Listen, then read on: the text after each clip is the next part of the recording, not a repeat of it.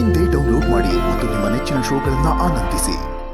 ತಾತ, ನಾನಿವತ್ತು ತಗೊಂಡಿರೋ ನಿರ್ಧಾರ ಸರಿನೋ ತಪ್ಪು, ನ್ಯಾಯನೋ ಅನ್ಯಾಯನೋ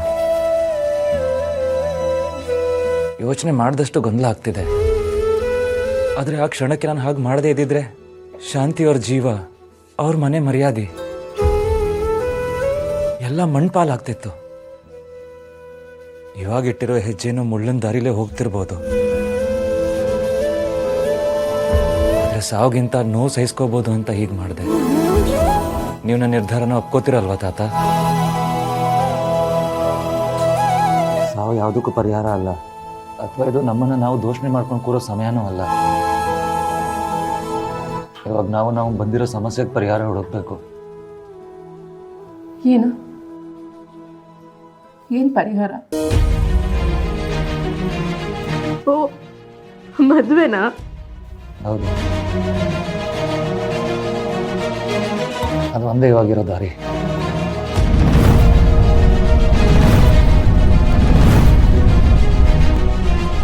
ಆದರೆ ಇದು ಅನ್ಕೊಂಡಿರೋ ಥರ ಮದುವೆ ಅಲ್ಲ. ಇಲ್ಲ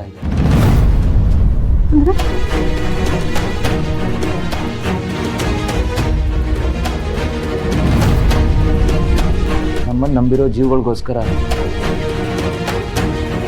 ನಾವು ನಮ್ಮ ಜೀವನದಲ್ಲಿ ದೊಡ್ಡ ನಿರ್ಧಾರ ತಗೊಳ್ಳೇಬೇಕು.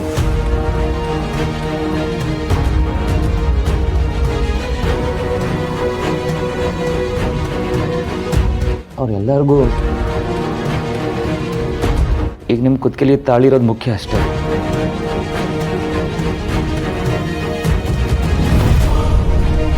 ಅದಕ್ಕೆ ನಿರ್ಧಾರ ತಗೊಳ್ಳೇಬೇಕಾಗಿದೆ.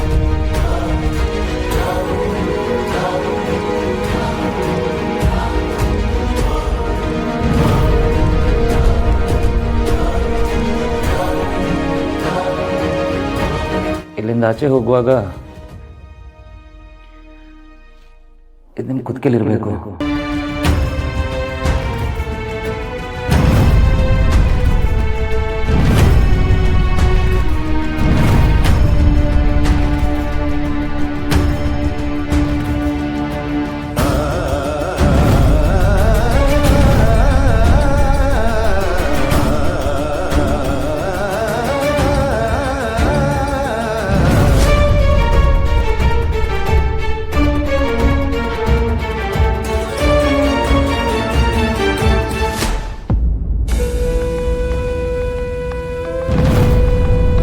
ನಿಮ್ಮ ಕುತ್ತಿಗೆಯಲ್ಲಿ ಇದ್ದಿದ್ರೆ ಆಯಿತು.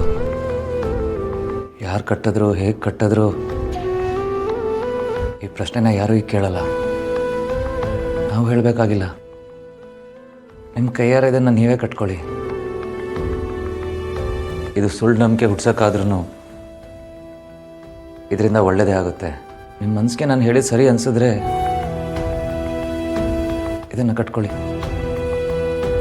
ನಿಮಗೆ ನನಗೆ ಬಿಟ್ಟರೆ ಈ ವಿಷಯ ಯಾರಿಗೂ ಗೊತ್ತಿರಲ್ಲ. ಸದ್ಯಕ್ಕೆ ಗೊತ್ತಾಗೋದು ಬೇಡ. ಸರಿಯಾದ ಸಮಯ ಬಂದಾಗ ನಾವೇ ಹೇಳೋಣ.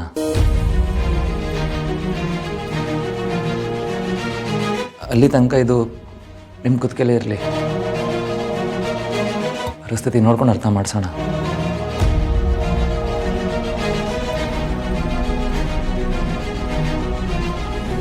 ನಾನು ದೂರನೇ ಇರ್ತೀನಿ ನಿತ್ಯ. ಆದಷ್ಟು ಬೇಗ ಈ ಸುಳ್ಳಿನ ಪರೆಯಿಂದ ಹೊರಗಡೆ ಬರೋ ದಿನನೂ ಬರುತ್ತೆ.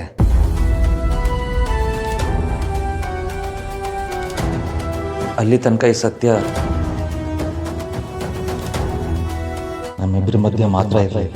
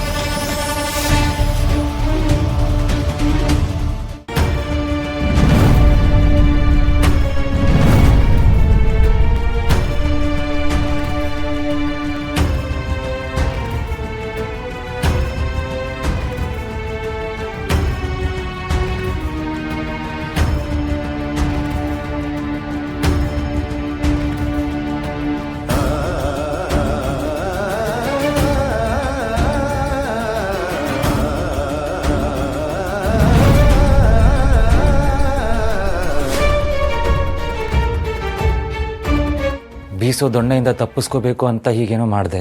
ಆದರೆ ಈಗ ನಿಧಿ, ನಿತ್ಯ, ನಾನು ಹೋಗ್ತಿರೋ ದಾರಿ, ಇದರಲ್ಲಿ ಮತ್ತೊಂದು ಕಷ್ಟ ಎದುರು ನಿಂತಿದೆ. ನಿತ್ಯ ಹೊಟ್ಟೆಯಲ್ಲಿ ಅಡಗಿರೋ ಸತ್ಯ ಯಾರಿಗೂ ಗೊತ್ತಿಲ್ಲ ತಾತ. ತಾಯಿ ಗರ್ಭದಲ್ಲಿರೋ ಮಗು, ಗರ್ಭಗುಡಿಲಿರೋ ದೇವರು ಒಂದೇ ಅಂತ ನೀವೇ ನಂಗೆ ಹೇಳ್ಕೊಟ್ಟಿದ್ರಿ. ಇಷ್ಟು ವರ್ಷ ಡಾಕ್ಟರ್ ಆಗಿ ಪ್ರತಿ ಹೆರಿಗೆನೂ ದೇವ್ರ ಕಾರ್ಯ ಥರನೇ ನೋಡಿದ್ದೀನಿ. ಈಗಲೂ ನಿತ್ಯ ಮಗುನ ಉಳಿಸ್ಕೊಳ್ಳೋದು ನನ್ನ ಜವಾಬ್ದಾರಿ ಅಂತಲೇ ತಗೋತೀನಿ ತಾತ. ನನ್ನ ನಿರ್ಧಾರ ಸರಿ ಅಲ್ವಾ? ನಿಮ್ಮ ಆಶೀರ್ವಾದ ಇರುತ್ತಲ್ವಾ?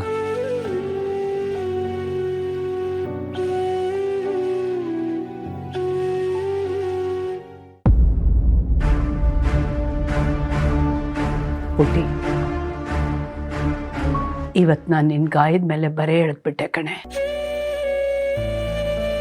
ನಿನ್ನ ಜೊತೆಗೆ ತುಂಬ ಕಟುವಾಗಿ ನಡ್ಕೊಂಬಿಟ್ಟೆ. ಈ ನಿನ್ನ ಶಾಂತಿನ ಕ್ಷಮಿಸ್ತೀಯ ಅಲ್ವಾ? ಶಾಂತಿ, ನಿಂದೇನು ತಪ್ಪಿದೆ ಇದರಲ್ಲಿ? ಹೆಜ್ಜೆ ಇಟ್ಟೋಳು ನಾನು. ನನ್ನ ಜೀವನ ಚೆನ್ನಾಗಿರ್ಬೇಕು ಅಂತ ಕನ್ಸು ಕಟ್ಟಿದೋಳು ನೀನು. ಅದು ಎಲ್ಲಿ ಕೈ ಜಾರಿ ಹೋಗುತ್ತೋ ಅನ್ನೋ ಭಯದಲ್ಲಿ ನೀನು ಹಾಗೆಲ್ಲ ನಡ್ಕೊಂಡೆ ಅಷ್ಟೇ. ಅದ್ರಲ್ಲಿ ನಿನ್ನ ತಪ್ಪೇನೂ ಇಲ್ಲ. ನೋಡ್ಕಂದ, ಹರಿದು ಹೋಗಿದ್ದ ಹಳೆ ನೀರಿನ ಬಗ್ಗೆ ನಾವು ಯೋಚನೆ ಮಾಡಲೇಬಾರ್ದು. ತೇಜಸ್ಗೆ ನಿನ್ನ ಜೊತೆ ಬದುಕೋ ಋಣನೇ ಇರಲಿಲ್ಲ, ಅದಕ್ಕೆ ಹೊರಟೋದ. ಈಗೇನಿದ್ರು ಕರ್ಣನ್ ಜೊತೆ ಹೇಗೆ ನಿನ್ನ ಜೀವನ ಹಂಚ್ಕೊಳ್ಳೋದು, ಅವನ ಜೊತೆ ಹೇಗೆ ಬದುಕಬೇಕು ಅನ್ನೋದ್ರ ಬಗ್ಗೆ ಯೋಚನೆ ಮಾಡಮ್ಮ. ನನಗೆ ಗೊತ್ತು ಪುಟ್ಟ, ನೀನು ಕರ್ಣನ್ ನೋಡಿದ್ರೆ ಮಾತಿಗಿಂತ ಮುಂಚೆ ಸಿಟ್ಟೆ ಬರುತ್ತೆ ಅಂತ. ಆದರೆ ಇನ್ನು ಮುಂದೆ ದಿನ ಬೆಳಗಾದ್ರೆ ನೀನು ನೋಡಬೇಕಾಗಿರೋದು ಕರ್ಣನ್ನೇ.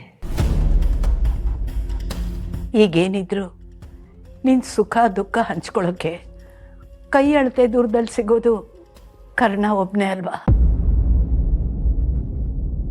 ಇದೆಲ್ಲದಕ್ಕಿಂತ ಹೆಚ್ಚಾಗಿ ಅವನು ಹುಟ್ಟಿನಿಂದ ಮಾತ್ರ ಮನುಷ್ಯ ಅಲ್ಲ, ಮನುಷ್ಯತ್ವದಿಂದಾನೇ ಮನುಷ್ಯ, ಮನಸ್ಸಿನಿಂದ ಕೂಡ ತುಂಬ ದೊಡ್ಡ ಮನುಷ್ಯ. ಅವನ ಮನಸ್ಸಿನಿಂದ ತುಂಬ ಒಳ್ಳೆಯವನು ಪುಟ್ಟ. ಕರುಣಾಯ ಕಣ್ಣ